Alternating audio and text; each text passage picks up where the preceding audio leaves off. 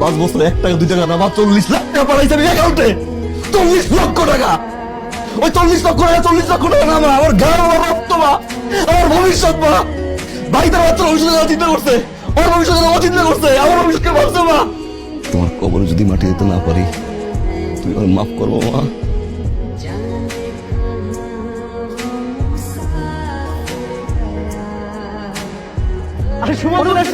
মা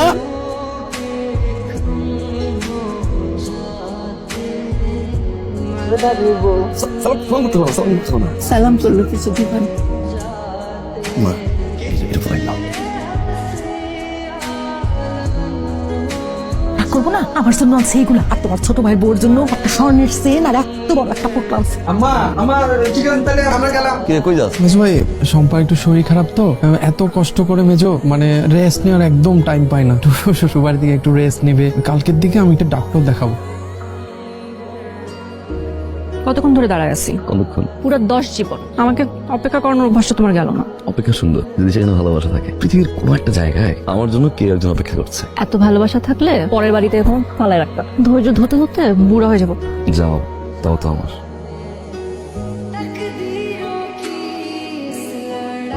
শোনো না, কিছু ভুলে গেছো? এত রাতে কোথায় গেছিলে? কোথাও না, এখানেই ছিলাম। রাত বিরেতে বাড়ির মেয়ে এভাবে বাড়ির বাইরে যাওয়ার অর্থ বাড়ির জন্য লজ্জা আর অপমানের পূর্ব শর্ত ছাড়ার কিছু না। এ ছিল সুমন সুমন দেশে কবে ফিরলো? আজকেই আসছে। রাতের অন্ধকারে এভাবে চোরের মতো না এসে দিনের আলোয় যদি আসতে না পারে, তাহলে ওকে বলে দিও এ বাড়ির সীমানা যেন সে না মাস। আমি আর খাবো না, তুই খাবার দাম। কি করার খাবো না? সুমন দেশে থাকতে তোমারে না খাওয়া কোনদিন খাইছে? এই পাগলামিও সারা জীবন থাকবে। অনেকদিন পর বিদেশ থেকে আইছে, খাওয়াই দিতেছে, একটু খাও না। তোমার খাবারে শান্তি লাগে মা। বিয়ে তো হবে, দিনক্ষণ ঠিক হলো। আবার বিয়েটা কিভাবে হবে সেটা নিয়ে একটু আলাপ আলোচনা করা দরকার না? সেইটার আমি কি বুঝি, সবাই মিলে একটা পরামর্শ করবে। তুই মেয়ের বাবা, মেয়েকে 10 ভরি সোনা দিয়ে নাকি আমাদের বাড়িতে পাঠাবে। ছেলে হিসাবে আমাদেরও দায়িত্ব আছে না, অন্তত 5-7 ভরি তো দেওয়া উচিত, তাহলে তো সম্মানটা থাকে নাকি? ভাইয়া, অ্যাকাউন্ট থেকে অর্ডারটা করে দাও। অ্যাকাউন্ট থেকে মানে তুই গেলে ভালো হয় না? কারণ ওখানে তোর টাকা পয়সা লাগবে, টাকা পয়সা লাগবে যেহেতু তুই যা। আমি টাকা পয়সা করে পাবো, টাকা তোমার অ্যাকাউন্টে না, তুমি অ্যাকাউন্ট থেকে দিয়ে দাও। আমার অ্যাকাউন্টে? আর হ্যাঁ, আমার অ্যাকাউন্টে তো টাকা নাই, আমার অ্যাকাউন্ট তো খালি। টাকা কোথায় পাবো আমি? তোমার অ্যাকাউন্টে আমি সব টাকা দিয়ে রাখলাম ভাইয়া। তুই যে টাকা দিছিস সেটা তোর আমি অস্বীকার করি। বুঝতে পারছি, মানে তুই হিসাব চাইতেছিস তাই তো? এটা আগে কইতিস। ধর তুই বাড়ি করার জন্য টাকা দিছিস, তা বাড়ি কি করি না আমি?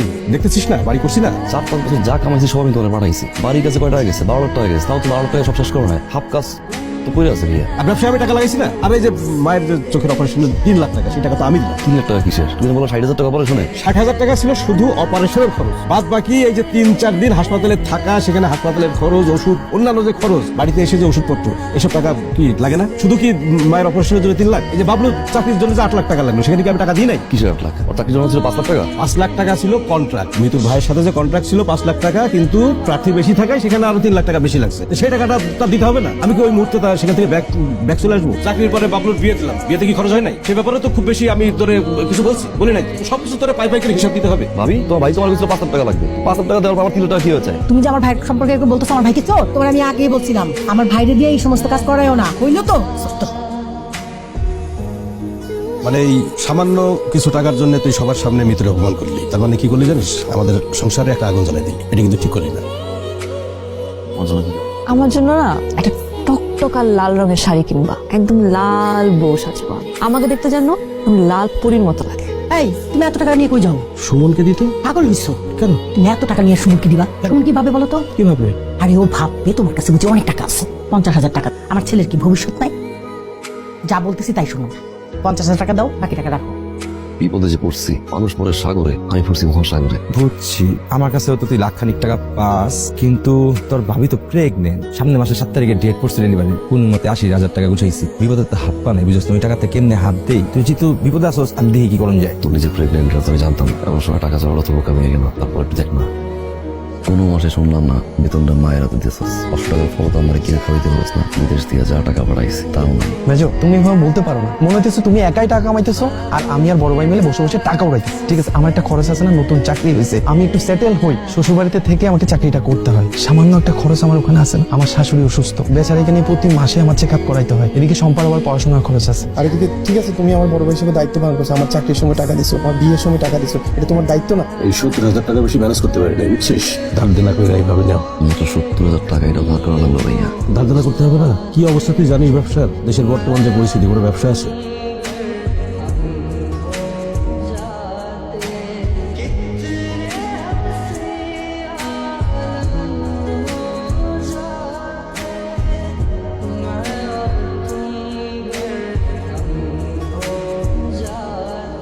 কি হয়েছে? তোমাকে এতবার কল দিচ্ছি, তুমি ফোন দাও না কিসের জন্য? তোমার ফোন কই থাকে? কিন্তু বাড়িতেই আসছে, মতো হাব ভাব আমার ভাল লাগতেছে না। সমস্যা আছে। কি হয়েছে? কি সমস্যা? কি হয়েছে বলো তো, খুলে বলো। বিয়েটা 1 বছর পরে করি। মানে কি বলতেছো তুমি? আরে তুমি কি পাগল হয়ে গেছো? মাথা ঠিক আছে তোমার? আংটি পরায় ফেলছো, সমাজে সবাই জানে, পরিবারের সবাইকে বলা শেষ, বাসায় কি বলবো আমি? আর কেন, কি হয়েছেটা কি? কত করে তোরা কইলাম সব পাঠাস না, কিছু টাকা নিজের কাছে রাখ। তুই তো আমার কথা শুনলি না।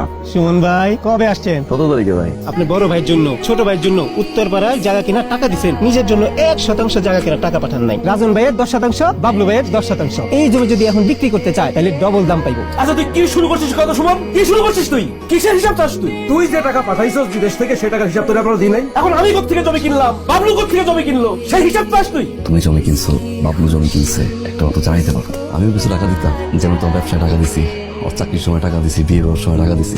জমি কে কিনে দিছে বাবলু? তোর শ্বশুর, যার 1 শতক জমি নাই। প্রতি মাসে তোর স্যালারি টাকা কই যায়? তোর স্যালারি টাকা দিয়ে কার সংসার চলে? কিভাবে চলে তোর শ্বশুর? আমার শ্বশুরকে তুমি ছোট লোক বললা, গরিব বললা, আমরা তুমি কিছু বলতেছো না কোনো? হ্যাঁ, মা কি বলবে?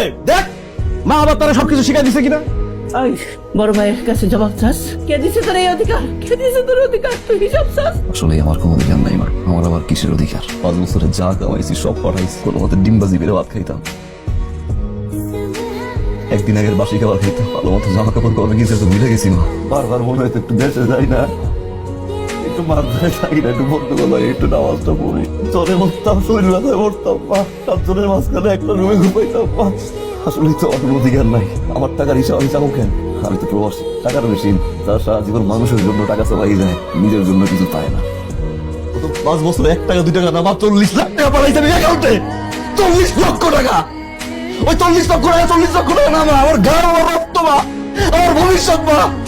বাড়িতে বাচ্চার ভবিষ্যতের কথা চিন্তা করছে, ওর ভবিষ্যতের কথা চিন্তা করছে, আমার ভবিষ্যৎকে বাঁচছে মা।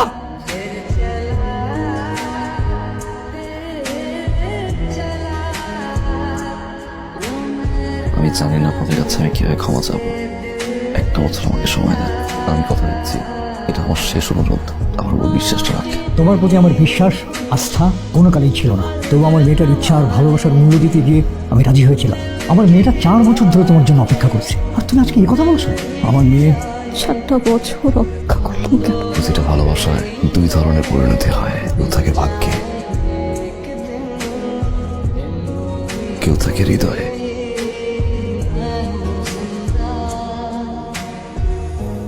তুমি আমার ভাগ্যে নেই।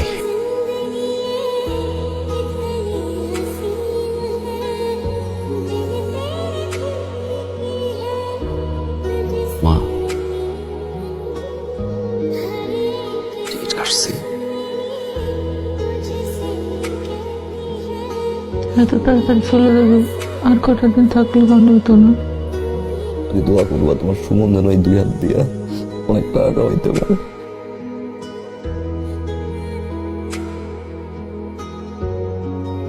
ভাইয়া যাই। যা,